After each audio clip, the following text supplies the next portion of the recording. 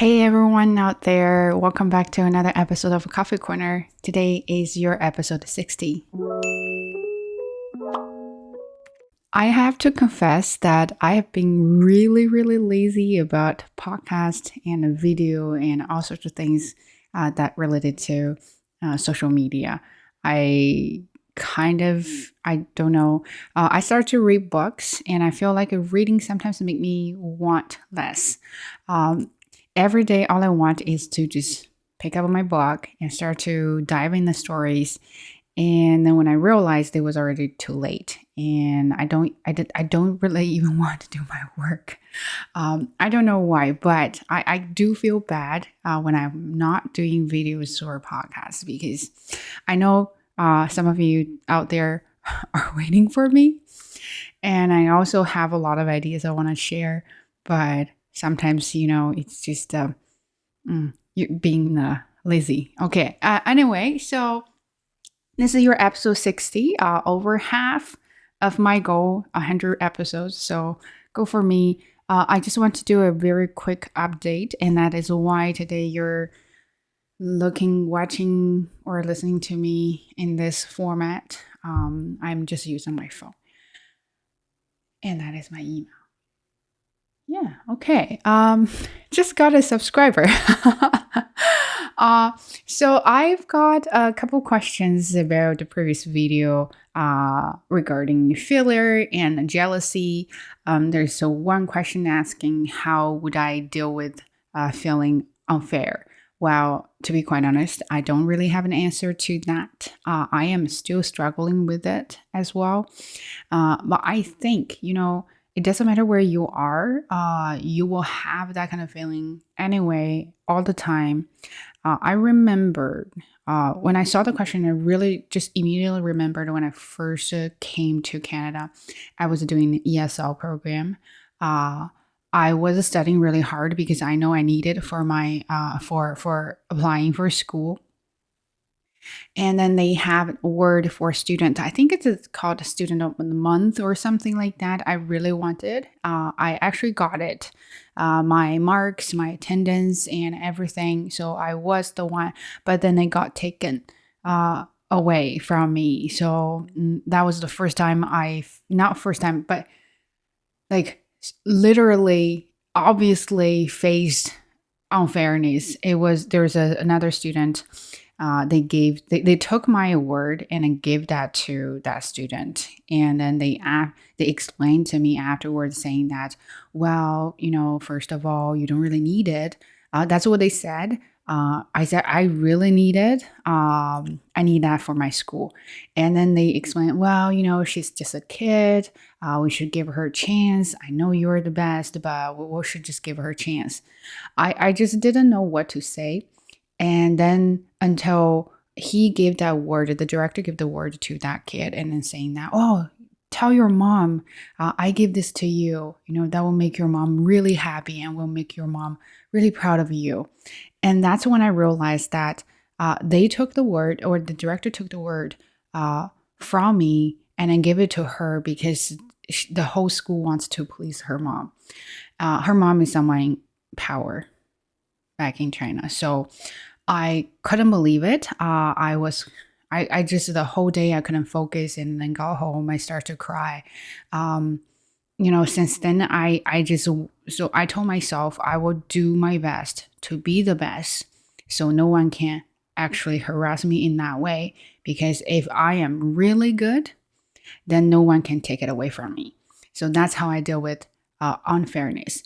And another kind of unfairness is related to money.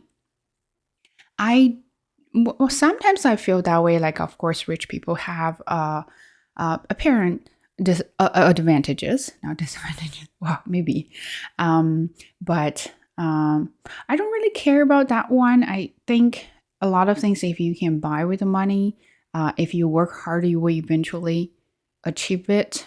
Or some things like something like houses and cars, things like that, it just don't really seem very important to me. I'm more about achievements. I think if I work hard, I should deserve what I should have. But if I don't get it, then I, of course, feel unfair. And then I start to feel jealous of people who don't really work hard but still get what I want. So that's a part of the thing. My suggestion, of course, to you, to myself as well, I think what we should do is to really just focus on ourselves, because to be quite honest, you and me, we're nobody. I can't really change anything. I can't change the world. I can't say, well, this is a way to do it. And if you remember, I was talking about the I forgot. OC no, OC something, OCPD. Yes, obsessive compulsive personality disorder. Right, like there are a lot of rule breakers that will get what they want with enemies. So, and I'm not like that one. So I will never beat them. The only thing I can do is focus on myself, get myself better, get what I want. If I can't get it, because other people, not because of me, then I have to tell myself that it is not your fault. You did your best. But if it's because of you that you didn't get what you want, then that's something different, right? Then that's not unfairness. But I understand that when something is not fair, that's because you put, let's say you put 100% effort, you only can get 20% results out of it. Now, of course, you don't feel happy, but there are some people, they only put 20% effort, but get full 100% results. And that's when you feel like the whole world is not fair. But we can't just focus on the ratio. We have to focus on the effort and the results. So, and I know it sounds kind of silly, but that's the only way I found to deal with unfairness. And to be quite honest, after the whole episode, and I was talking to you and I was chatting with some of you in the comments, and I really feel a lot better. And I kind of feel like, you know what? My heart has been very open to different kind of things, and I am more open-minded to a lot of things as well. I don't feel like I'm more critical. I think I'm less critical after I chatted with you guys. So I really like it. Another question is related to I forgot which episode, but we're talking about women being pregnant. Is that a biological disadvantage? And this question is, what do you think about people hiding their pregnancy during interview? It is very good question and also very complicated. I think there are many reasons, and I can't really tell which one is the key to that question. I think it's the whole society, right? It's not only about that individual who wants to hide their pregnancy. I think the whole society, companies, organizations, and this, social pressures, things like that. That is something, no, that's why I wanted to talk about biological disadvantage, because I don't know how many of you have been pregnant, or you are pregnant, or you're trying to get pregnant right now. It physically, you are just tired during pregnancy and you can't focus. Then after pregnancy, then you will have kids, and then of course your focus attention will be split into different parts. And would you be able, like, even if you really want to focus on your project, your task, would you be physically able to do so? So that is a challenge. So for companies, they are chasing after profits, money, right? So they want to maximize everything. So for them, they of course want a person with the full potential ability to focus on the job. If you can't, then it's like a picking. If I have two candidates, for example, one is pregnant and one is not. It's like, oh, okay, this one has a full potential and this one may not have a full potential, because I know she's going to be tired at some point and she's going to have to pay a little bit more attention to family. So who do I want? Of course, I want the one who's not pregnant. So it's not like, it is discrimination for sure, but it's also not a discrimination, because you pick the best, right? But best has different definitions. What do you mean by that? The best, right? Best is how or what you can bring to the organization. That is the best, right? Can you maximize or optimize your ability to bring the most to the company? That's what they want. That's why they hire you. They pay you. From the candidate's perspective, let's say you are the one who's pregnant during the interview. You are aware of what the organization is thinking. That brings you to a potential that you kind of want to hide it. Because once you say that, they're going to be like, oh, okay, so my attention will go to the one who's not. And the results because everyone does it. And you don't want to risk it. And you really want this job. This is kind of like part of the reason. Another reason people want to hide because they may think, I don't know, you can correct me. They may think that if they can do a good job. It doesn't matter if they're pregnant or not, they can't actually really do a good job. They just need a chance. So that might be another case. So they want to hide the pregnancy and show that I am still able to do a good job during my pregnancy. So that is probably why they want to hide it. And another, of course, then you have people who hide it want to get benefits from the company. So they want to find this company and they offer maternity leave and other benefits, things like that. So they're trying to take advantage of that and then they hide. Well, I would say that kind of cases are pretty rare, right? And so the problem is, when you go to an interview, you're the one who's begging for something, right? So when you beg, you're of course at the, in this circle, you don't have any advantage. So you will hide your weaknesses. And at that moment, you think being pregnant is kind of your weakness. So you don't want to tell that. It's like, tell me your biggest weakness. During the interview, you won't tell them that, oh, I'm very lazy, I don't like to do work, right? So you will hide that part. So I think for that, people tend to hide their pregnancy. So those are the 4 questions. You may hear noises because it's the morning and then we have a garbage truck. It's very noisy outside. Yeah, and that's what I really want to answer about those questions. And feel free to ask me any questions. Not too personal, but I will try my best to answer that. And I do have another question about when you read it out loud, and sometimes your intonation sounds too much. But how come some people when they read they sound very natural? So I will work on that question as well.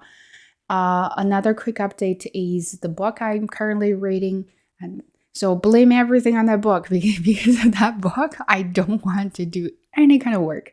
It's a Freezing Order by Bill Browder. If you remember, a while ago, I recommended a book called Red Notice, and that is his first book talking about assessing and tax fraud, things like that, between this person, Bill Browder, and Russia. And then the second book just came in time because, what's going on in the world, right, with Russia, with Ukraine. So I would say that I don't know if he planned that on purpose or it just happened because it was like, wow, his book is going to be best-selling book because, well, during this time, what can make you most famous? Talking about the relationship between Russia and, other people in the country. I kind of think this might be banned. But I really like it. He is such a good storyteller. It's 40 chapters, not too much. Each chapter is very short, but the story is well told. Like, you will be super excited. You always want to know what's going on next. What we call that page turner. Yeah, a totally page turner. I really like it. I just can't put it down. So I'm almost done and I'm scared because I don't want to finish the book. So every day, as long as I don't have anything to do after work, right away I will pick up the book and start to read. So yeah, blame the book. Another thing is what I've been watching. I really like the show. I think it's very funny, but definitely don't watch it with your kids if you have kids. It's called The Great. And also about Russia. I don't know why I've been obsessed with Russian things. So it's called The Great. It's a story about young Catherine the Great. And if you like Elle Fanning, I think she's super talented. Like her British accent there, the European accent there, I'm like, I almost thought she was British, but no. And when I listened to her interview, I was like, oh God, I like her accent in the show. So they were talking about the young Catherine, how she started take over the power, started to bring new things to Russia, science, technology, and a lot of like art. So she started the whole revolution and actually really made Russia great. And probably that's why it's Catherine the Great.